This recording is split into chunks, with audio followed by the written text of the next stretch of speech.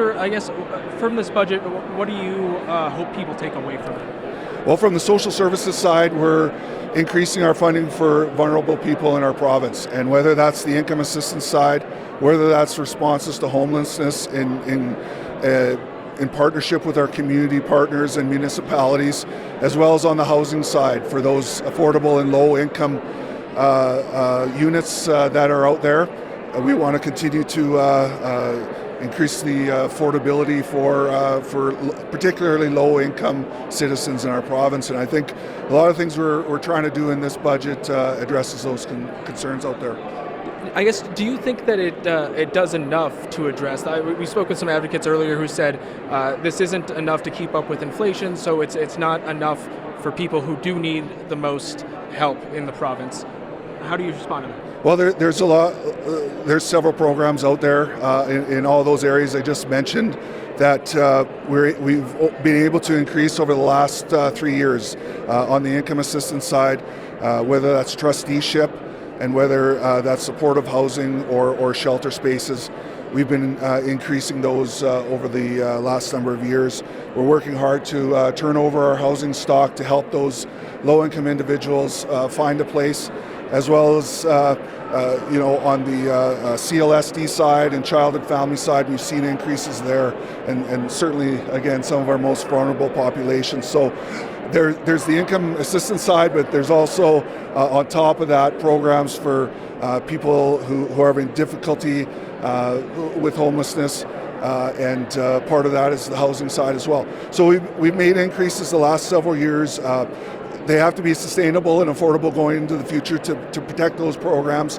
But I think where we are, the increases have been quite a bit higher than inflation. That's one measure, but there's certainly work to do, and we want to continue to partner with our community-based organizations to help people in need. I think a lot of municipalities have, reported experiencing an increase in homelessness. I guess this is kind of a broad question, but what can the province do to help municipalities, get these people housed, get people the help they need? Yeah, well, we partnered with our municipal partners in the CBO sector. Number one, to increase the amount of shelter spaces. That's been out there that is needed, and so we've been able to do that with this budget and previous budgets as well.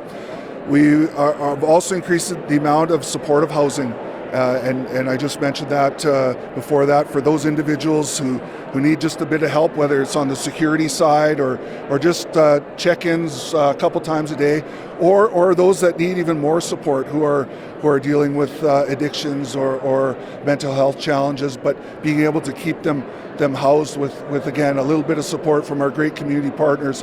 And we've seen good successes in the province with those programs previously. We just need, I think, to do a little bit more of that, and this budget comes forward with that $9.5 million, which is a significant investment there, as well as the complex needs emergency shelters for those that have unfortunately been banned from other areas of support, whether that's in the shelter system or living on their own, whatever it may be.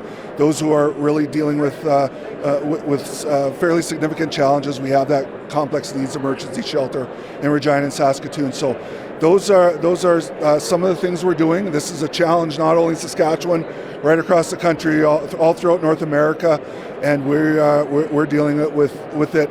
Thank goodness for our community partners who really step up and do a great job, and the individual workers in this sector are amazing. So thank goodness for them.